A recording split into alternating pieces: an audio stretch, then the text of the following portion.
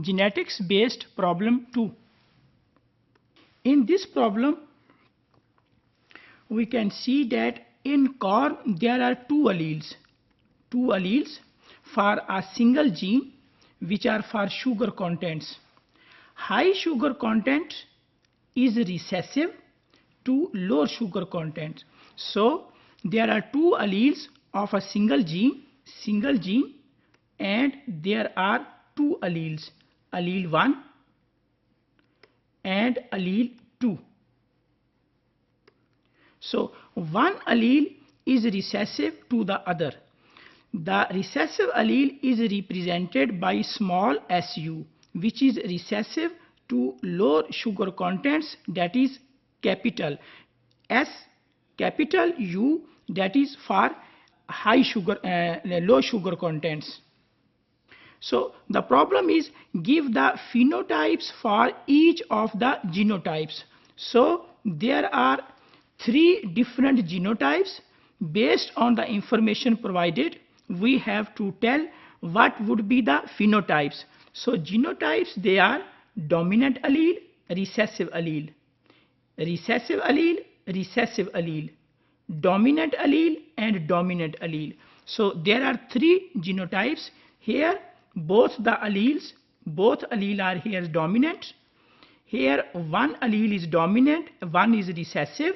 Here both alleles are recessive. Based on the information of the genotypes, we have to tell what would be the phenotypes. So answer to this question would be that if there is genotype capital dominant and dominant, then there would be low sugar contents. And if there is dominant and recessive, then there also be low sugar contents. And if the both alleles they are recessive, then there should be a high sugar contents. Now we try to solve this problem, that how this is possible.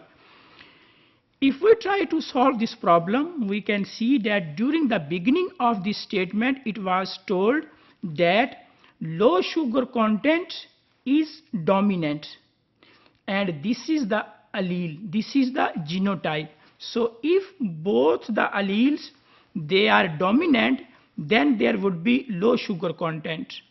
And if again there is one dominant allele, that is this one, and one recessive allele, then because there is present dominant allele capital SU, this is dominant allele, again the sugar contents will be low. While in case of third, where both the alleles they are recessive, like here SU and SU, these both alleles they are recessive.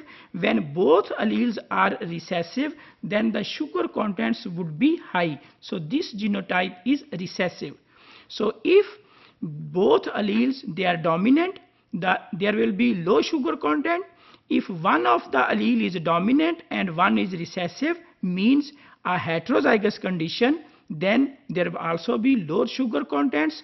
And if both the alleles they are recessive, like in this case this is recessive and both alleles are recessive, there would be high sugar contents. So we can say that both alleles are recessive. When there will be both alleles recessive, then there should be high sugar contents.